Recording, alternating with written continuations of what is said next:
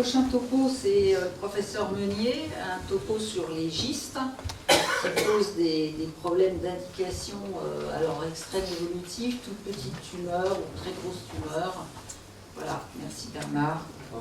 C'est un topo un petit peu plus positif parce que la gyste, c'est quand même une tumeur qui est moins agressive que les corneaux. Parce que j'étais impressionné par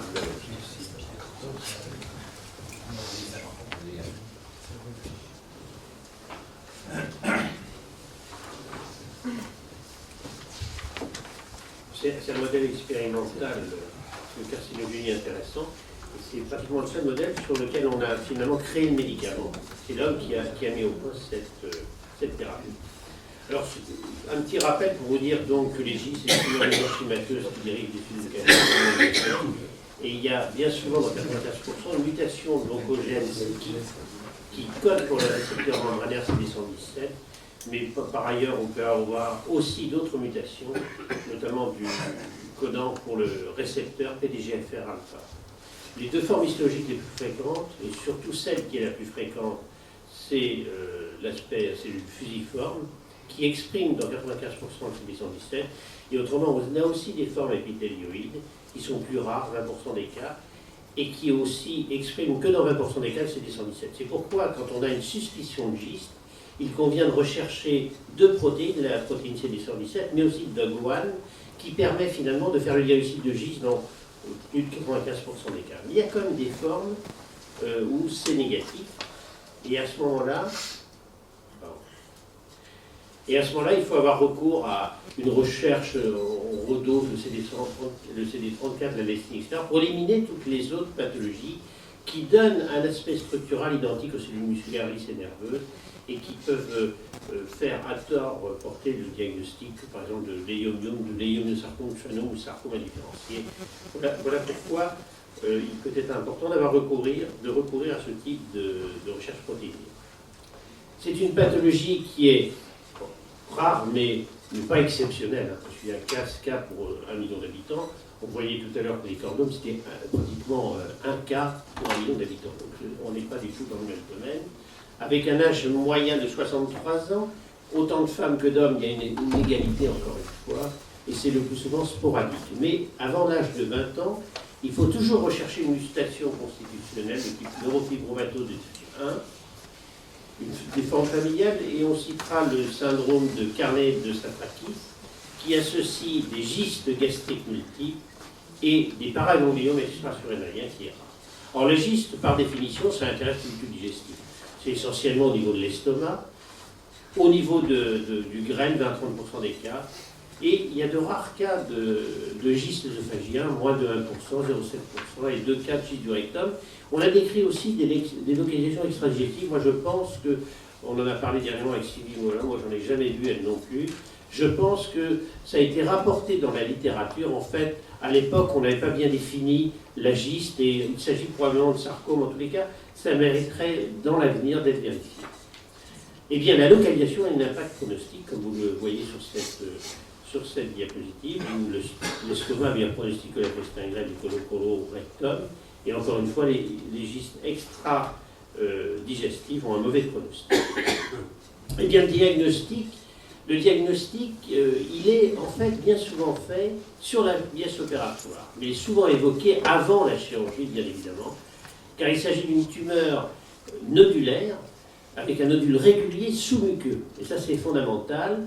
Et à l'écho-endoscopie qui est faite assez facilement, eh bien, on a une sensibilité de 95% avec une spécificité de 72%, car il s'agit d'une tumeur sous-muqueuse, hypoécogène au niveau de la 4e couche. Ça élimine bien sûr une compression extrinsèque, un kyste ou une varice. Alors, le pronostic de ces tumeurs, eh bien, c'est essentiellement lié à l'index mitotique. Il y a la taille, bien évidemment, on va en reparler, mais c'est surtout l'index mitotique, et vous avez ces deux courbes, celle de Corles, publiée en 2014, qui montre l'importance de cet index mitotique, qui est retrouvé, bien évidemment, dans la publication du Lancet de Joensuu, là encore, la valeur essentielle de l'index mitotique, si bien qu'on a pu proposer des classifications en fonction de l'agressivité des gystes, classification qui était basée sur la tumeur, la taille tumorale, l'index méthodique qui est un élément important, et puis la localisation de la tumeur. Et on voit qu'on peut classer ces gistes en fonction d'une agressivité importante, intermédiaire ou basse. Et le pronostic est bien sûr totalement différent. Alors, qui est opéré? J'allais dire tous les malades. En disant ça, je ne suis pas loin de la réalité, mais on va voir que ce n'est pas tout à fait exact. Mais la chirurgie, c'est le seul traitement potentiellement curateur. Et si on regarde une ancienne série publiée par Joanne Su en 2008, eh bien, il a rapporté les formes resséquées sans chimiothérapie néoadjuvante ou adjuvante, sans métastase viscérale au moment du diagnostic. Eh bien, il avait uniquement avec la chirurgie, à 5 ans, 42% de survie, et à 10 ans, 38%. Vous voyez donc que ce n'était pas nul.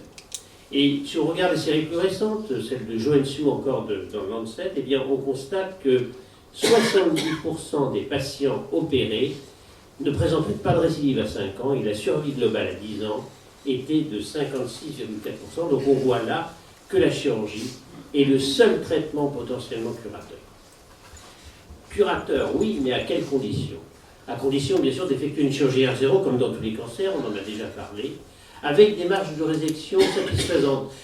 On retrouve classiquement le chiffre de 1 à 2 cm. En réalité, je pense que c'est exagéré, car très longtemps, les gistes ont été considérés comme des sarcomes, et il est vrai que dans les sarcomes, il faut une marge de sécurité large. Il est fort probable que dans les gistes, il faut une marge de sécurité d'1 cm, voire moins, en tous les cas, R0. Le deuxième élément important, c'est l'absence de curage ganglionnaire nécessaire, car le risque d'envahissement ganglionnaire est extrêmement faible, inférieur à 2%, et de plus, le risque de récidive ganglionnaire est extrêmement rare aussi. Il est bien évident que quand on opère un gyste et que l'on trouve des ganglions macroscopiquement envahis, eh bien, il est nécessaire d'effectuer, dans ce cas, un curage ganglionnaire. Le troisième point est fondamental, est d'effectuer une chirurgie de qualité et surtout de ne pas faire de rupture capsulaire. Vous savez que les gistes, ce sont des tumeurs molles.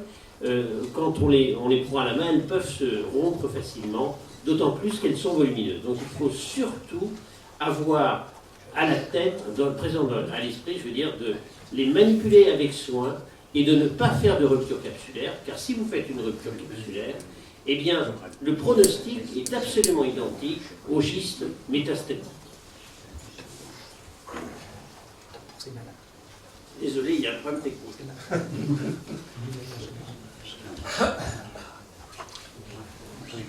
Alors,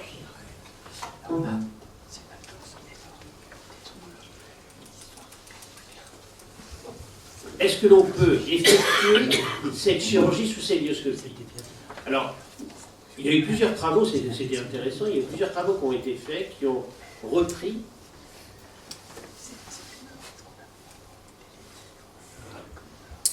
les gistes gastriques, puisque moi je suis fréquent, les gistes gastriques effectués sous célioscopie. Alors je vous cite la méta-analyse chinoise, alors, vous allez me dire c'est une méta-analyse chinoise, on n'aime pas trop les méta-analyses chinoises, et sont basées sur des séries de tous les pays. Donc une fois on peut peut-être les croire. 1200 patients opérés de gistes gastriques, eh bien, les patients qui ont été opérés sur célioscopie, on a pu constater, et ce de façon significative, que la durée d'hospitalisation était moindre, que les pertes sanguines péropératoires étaient moindres, qu'il y avait moins de complications post-opératoires,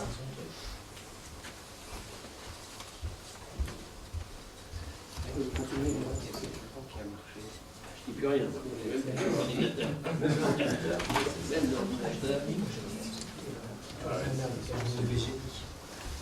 Donc, la vétérinaire chinoise montrait que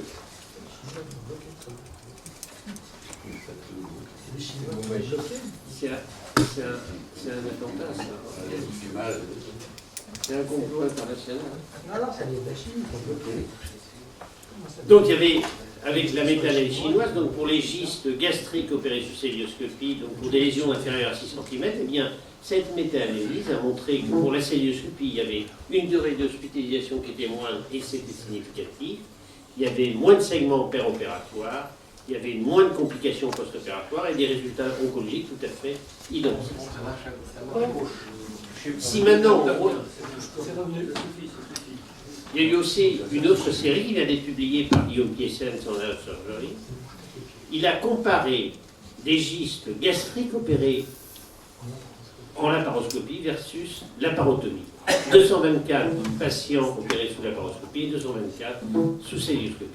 Et bien là encore, il a montré qu'il y avait une durée d'hospitalisation qui était moindre, et ce de façon significative, qu'il y avait moins de complications post-opératoires, et que les résultats en ce qui concerne les suites oncologiques étaient absolument identiques. Merci bien. Vous partez fort. Et de conclure que la mort célioscopique était sûre et faisable pour les lésions gastriques de moins de 600 kg. Alors il est paru intéressant aussi de parler des gistes ésophagiens. Pourquoi? Parce que c'est une tumeur, comme vous l'avez vu, qui est extrêmement rare. Il y a des 0,7% des cas. Et donc il revient à Guillaume Piessens de Lille, Christophe Mariet, pardon, de Lille, de colliger l'ensemble des gistes œsophagiens qui ont été opérés en France entre 2001 et 2010. Donc il a retenu 16 cas, et je veux dire c'est la plus grosse série mondiale, ça peut vous paraître un petit peu curieux, avec si peu de cas, mais c'est ainsi. 8 patients ont bénéficié d'une œsophagectomie et 8 dénucléations. Alors, vous voyez que la taille des patients qui ont bénéficié d'œsophagectomie est bien sûr supérieure, 2 fois supérieure à ceux qui ont bénéficié de dénucléation. Dans le groupe œsophagectomie, il y avait 4 patients qui présentaient des tumeurs ulcérées, 1 patient une rupture capsulaire, alors que dans le groupe énucléation, il n'y avait aucun patient avec tumeur ulcérée ou rupture capsulaire.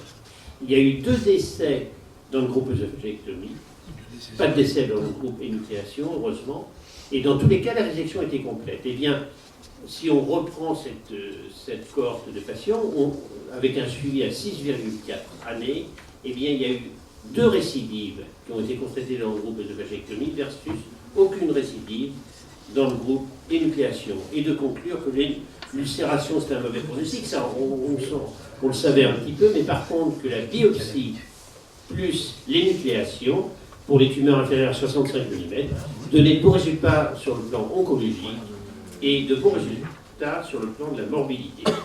Donc il propose comme arbre décisionnel cet arbre, à savoir que devant une lésion sous-muqueuse, il faut faire une échoendoscopie, bien évidemment, pour évoquer largement le diagnostic de GIS. Si la tumeur est inférieure à 20 mm, à 2 cm, elle est tout à fait surveillée. Ne pas faire de résection, ou certains peuvent proposer une énucléation ou une résection endoscopique en fonction du désir des patients. Si par contre, il s'agit d'une lésion supérieure à 9 cm ou une lésion ulcérée, là, le problème est totalement différent.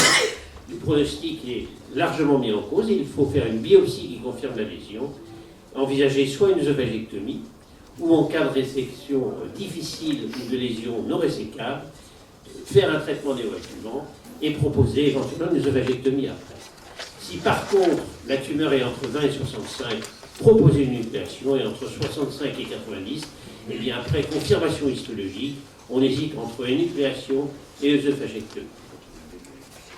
Alors, il m'est paru intéressant aussi de vous reparler de cette intervention de Meraldino dont j'avais parlé il y a un an à l'Académie de chirurgie. Je vous rappelle que l'intervention de Meraldino consistait à effectuer une résection œsogastrique et à remplacer la jonction œsogastrique par une anse intermédiaire de jéjunum pelliculisée et avec un système anti-reflux. Eh bien, on reprochait à cette intervention de Meraldino de faire un mauvais curage pour les adénocarcinomes. Et c'était un petit peu abandonné pour ces raisons. Mais par contre, dans le cas de tumeur stromale, c'est peut-être à mon sens intéressant, et c'est partagé par l'équipe de Lille, d'effectuer ce type d'intervention parce que là, le curage n'est absolument pas nécessaire, c'est extrêmement rare, il y en a extrêmement embryonnaire.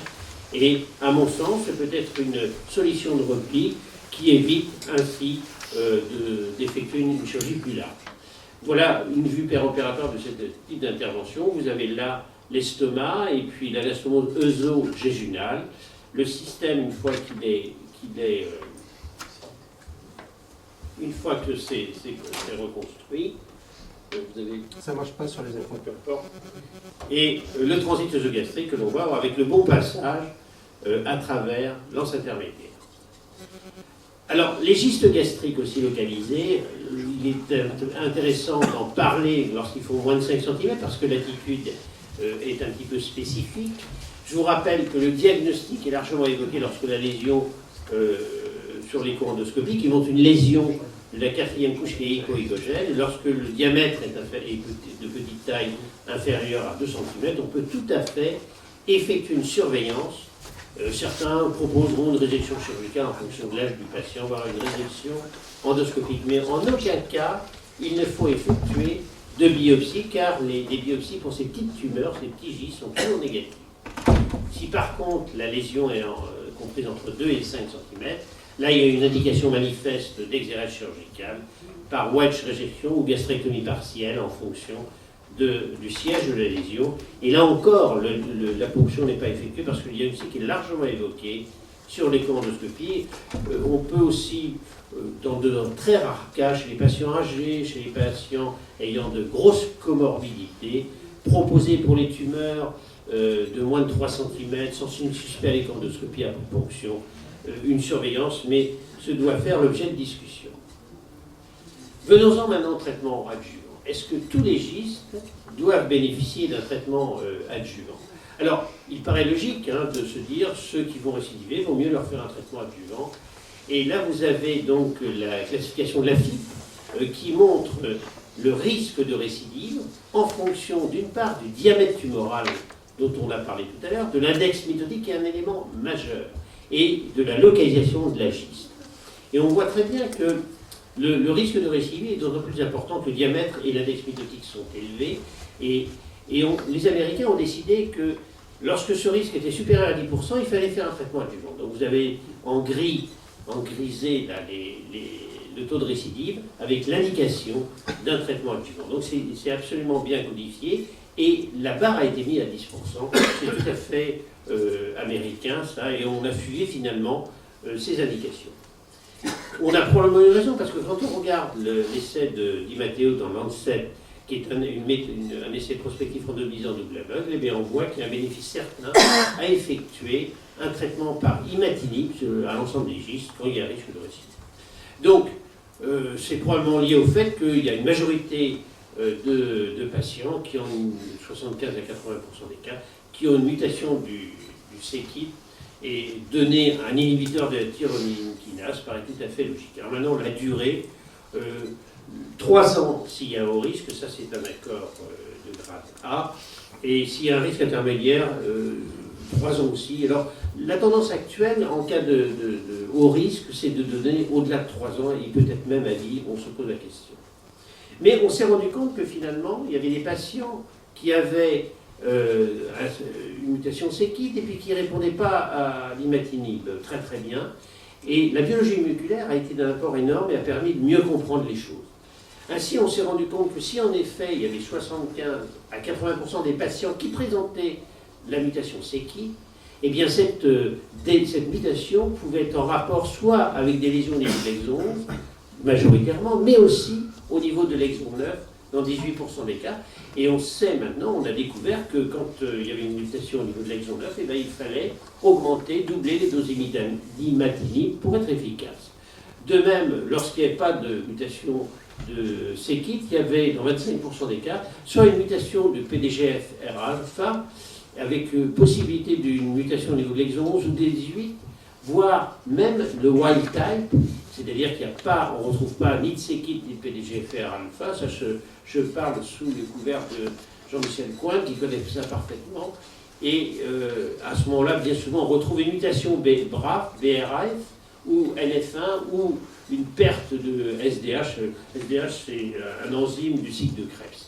Quoi qu'il en soit, on voit très bien qu'il y a une grande hétérogénéité des tumeurs stromales, et que cette grande hétérogénéité a un impact énorme sur la réponse au traitement et un impact énorme aussi sur le pronostic.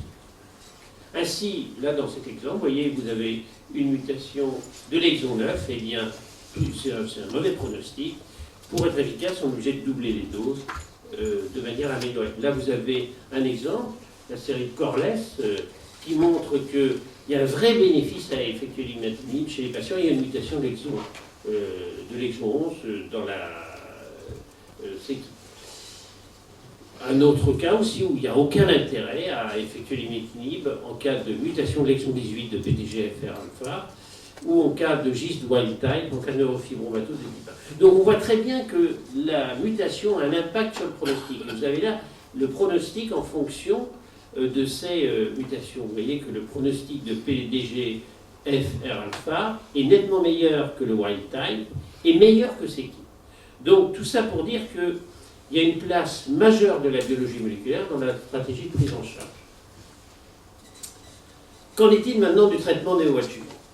Alors, c'est vrai qu'il est tentant de proposer un traitement néoadjuvant chez les patients chez lesquels on peut être amené à faire une chirurgie mutilante ou chez lesquels on peut être amené à faire une résécabilité dans de mauvaises conditions ou une résécabilité douteuse. Alors, il faut balancer, bien sûr, les risques de la chirurgie au risque théorique de complications sous imatinib. Alors, le risque de complications n'est pas très élevé. Il y a un risque de perforation, d'hémorragie, mais qui est de l'ordre inférieur à 3%. Donc, il a été proposé d'effectuer un traitement néoadjuvant et d'évaluer précocement la réponse au traitement néoadjuvant 2 à 4 semaines avec un PET scan et voir s'il y a une réponse, et notamment avec le SUV au PET scan. Et d'effectuer une chirurgie entre le 6e et le 12e mois de traitement en cas de réponse maximale. En effet, au-delà de 12 mois, ça n'a aucun intérêt de poursuivre le traitement parce que les effets s'estompent. Les effets sont maximum au bout de 6 mois et on doit opérer le patient. Il est recommandé d'opérer le patient entre le 6e et le 12e mois.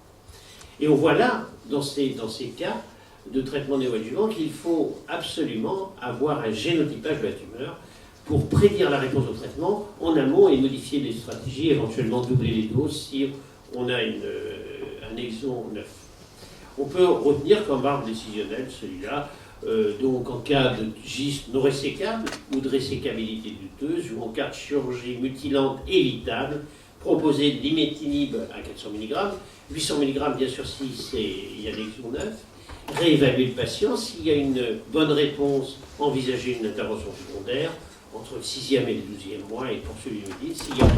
Si ce n'est pas résécable, eh bien plutôt proposer une poursuite de l'imatinib si la maladie est stable, ou monter à 800 mg s'il y a une résistance primaire ou une progression.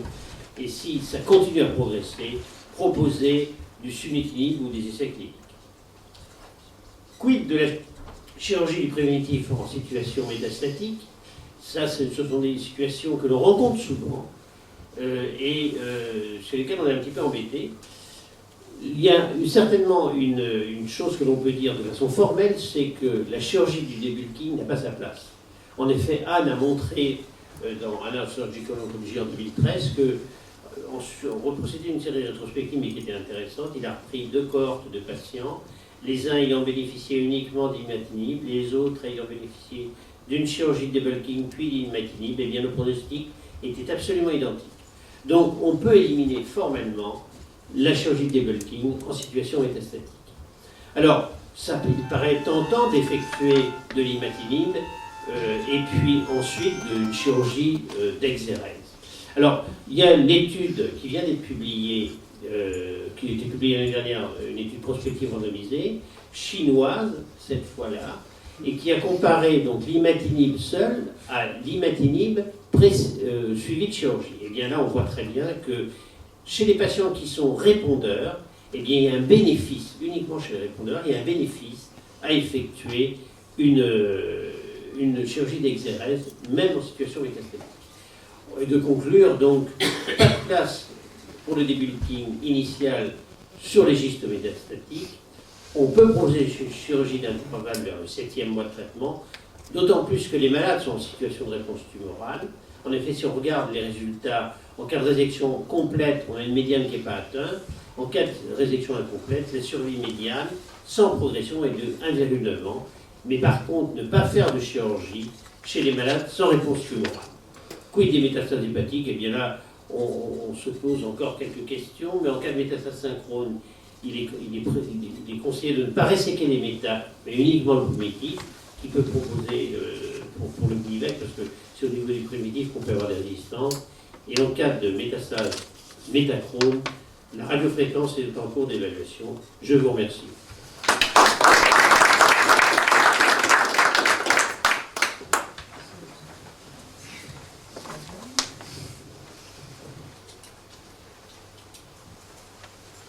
Est-ce que quelqu'un veut prendre la parole? Oui, un grand merci pour la présentation. Sur les sarcomatoses de giste, moi j'aurais une position un tout petit peu moins tranchée. Il est clair qu'il est recommandé que le débulking n'a pas sa place. Clairement, y compris le débulking plus chic, comme on a pu voir dans certains cas. Par contre, sur des évolutions très lentes, sur des malades à peu près contrôlées, on a parfois des zones résistantes qui se ballonisent, qui deviennent dangereuses, et on peut être amené, au cas par cas, à enlever des zones de résistance et à opérer ces malades au cas par cas. Donc, il est arrivé sur des évolutions lentes de résécrer dans la sarcomatose, et ne pas enlever toute la sarcomatose, mais enlever une grosse masse qui peut être menaçante ou douloureuse. Et ça, dans certains cas, ce n'est pas forcément une contre-indication.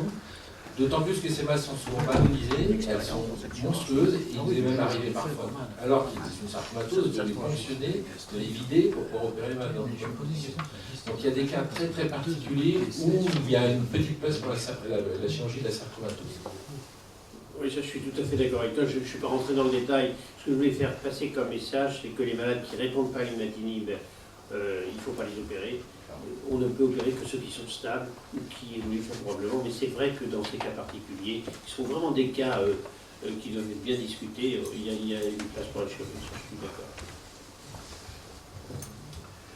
Oui, je voulais revenir sur les ésophageectomies. Là, Oui.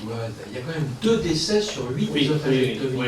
Il y a une explication sur le plan tumoral, sur le plan d'extension. C'était des gros gistes. Hein.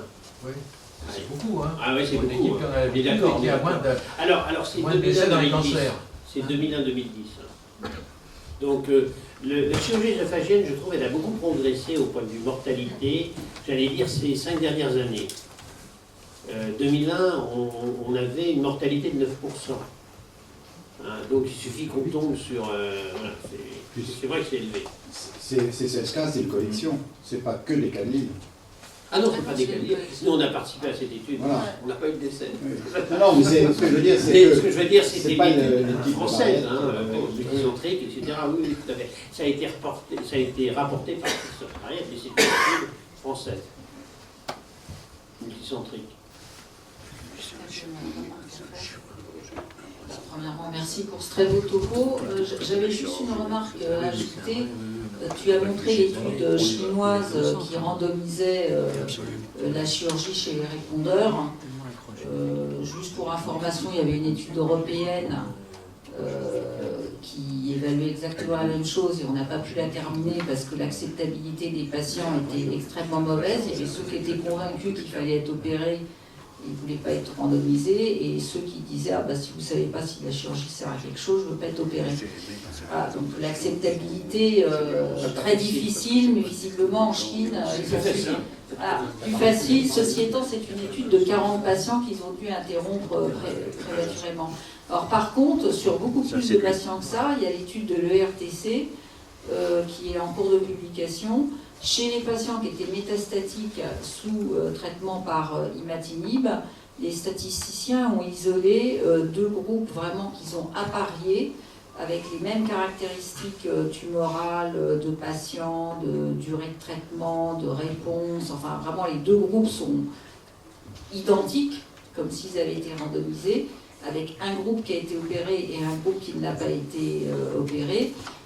Et là, ce n'est pas 40 patients comme l'étude chinoise, ça tourne autour de 300 patients. La survie est exactement la même. Hein. Donc c'est pour ça que c'est très difficile de juger. Probablement, il y a certains patients qui bénéficient de la chirurgie quand ils sont non répondeurs et qu'effectivement, il y a une résistance focale, comme disait Pierre. Mais par contre, pour la majorité des patients, pour l'instant, on n'a pas la réponse à cette question. Hein. Tout à fait, oui.